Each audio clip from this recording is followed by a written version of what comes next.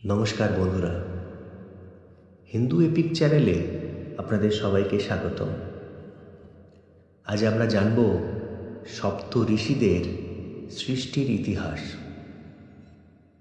চ্যানেলটিতে যারা নতুন তারা সাবস্ক্রাইব করতে ভুলবেন না এবং লাইক, কমেন্ট ও শেয়ার করে অন্যদেরকেও জানার সুযোগ করে দিন।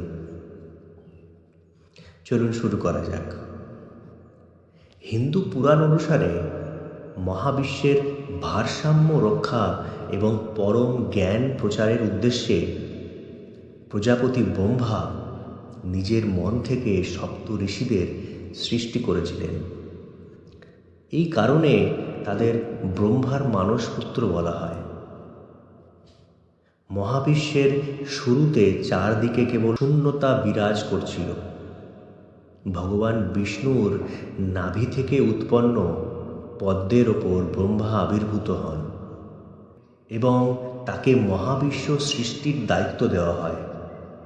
ব্রহ্মা যখন মাটি, জল, বাতাস এবং সমস্ত জড়বস্তু সৃষ্টি করলেন, তখন তার মনে হলো এই বিশাল সৃষ্টিকে পরিচালনা করতে এবং এর মধ্যে ধর্মের মেলবন্ধন ঘটাতে পরম জ্ঞানী কিছু সত্তার প্রয়োজন।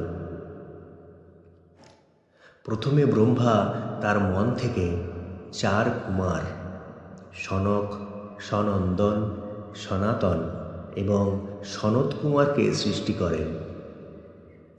ব্রহ্মা চেয়েছিলেন তারা যেন বংশবৃদ্ধি করেন এবং মহাবিশ্বে প্রাণ ছড়িয়ে দেন।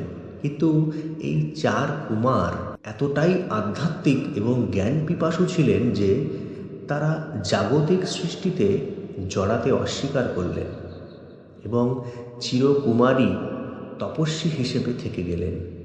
ব্রহ্মা এবার বুঝতে পারলেন যে তার এমন কিছু সৃষ্টির প্রয়োজন যারা একদিকে যেমন পরম জ্ঞানী হবেন, অন্যদিকে তেমনি জাগতিক ভারসাম্য রক্ষার কাজেও লিপ্ত থাকবেন। ব্রহ্মা পুনরায় গভীর ধ্যানে মগ্ন হলেন। এবার তিনি তার দৈহিক ও মানসিক বিভিন্ন শক্তির বহিঃপ্রকাশ হিসেবে 7জন মহাপরাক্রমশালী ঋষিকে সৃষ্টি করলেন। পুরাণের বিভিন্ন বর্ণনা অনুসারে ব্রহ্মার শরীরের বিভিন্ন অঙ্গ এবং তার সূক্ষ্ম মন থেকে এই 7 ঋষির উৎপত্তি হয়েছিল।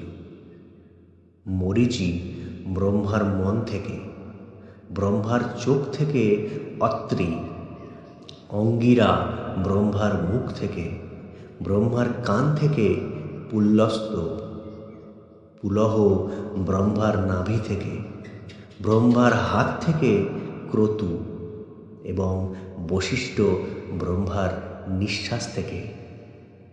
মনে রাখবেন, হিন্দু শাস্ত্র অনুযায়ী প্রতি মন্বন্তর বা মহাজাগতিক যুগে সপ্ত ঋষিদের নাম পরিবর্তিত হয়।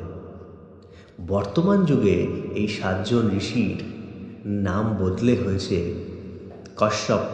ইনি সমস্ত দেবতা ও অসুরদের পিতা এবং পরম জ্ঞানী। অত্রি অর্থাৎ সোম বা চাঁদ, দত্তাত্রেয় এবং দুর্বাসা মুনির পিতা। বশিষ্ঠ শ্রীরামচন্দ্রের কুলগুরু এবং ব্রহ্ম ঋষি। বিশ্বামিত্র, যিনি ক্ষত্রিয় রাজা থেকে কঠোর তপস্যার মাধ্যমে ব্রহ্ম ঋষি হয়েছিলেন।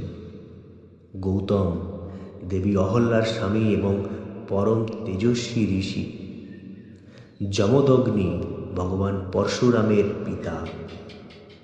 ভরদ্বাজ, যিনি আয়ুর্বেদ এবং ধনুর্বেদের মহাপণ্ডিত ছিলেন। সৃষ্টির পর এই 7 ঋষি ব্রহ্মার নির্দেশে হিমালয়ের উতুঙ্গ শিখরে তপস্যা শুরু করেন। সেখানে তাদের সম্মুখে আবির্ভূত হন দেবাদিদেব মহাদেব তার আদি যোগী রূপে। মহাদেব এই 7 ঋষিকে 84 বছর ধরে যোগশাস্ত্র, বিজ্ঞান এবং সৃষ্টি জগতের গূঢ় রহস্যের শিক্ষা দেন। মহাদেবের কাছ থেকে পরম জ্ঞান লাভ করার পর সপ্ত ঋষিগণ হয়ে ওঠেন মহাবিশ্বের সবচেয়ে প্রজ্ঞাবান গুরু। তারা ব্রহ্মার সৃষ্টিকে টিকিয়ে রাখতে বংশবৃদ্ধি শুরু করেন এবং পৃথিবীর মানুষের মধ্যে বেদ ও ধর্মের বাণী ছড়িয়ে দেন। তাদের এই অতুলনীয় ত্যাগের কারণে পরমেশ্বর তাদের অমরত্ব দান করেন।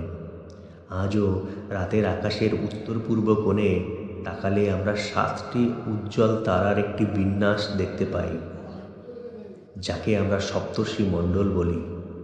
হিন্দু বিশ্বাস অনুযায়ী এই 7 ঋষি আজও আকাশের নক্ষত্র হয়ে আমাদের পৃথিবীকে পর্যবেক্ষণ করছেন এবং মহাবিশ্বের নিয়মাবলী রক্ষা করে চলেছেন। তো বন্ধুরা, এই ছিল আমাদের সপ্ত ঋষির সৃষ্টির ইতিহাস। ধন্যবাদ।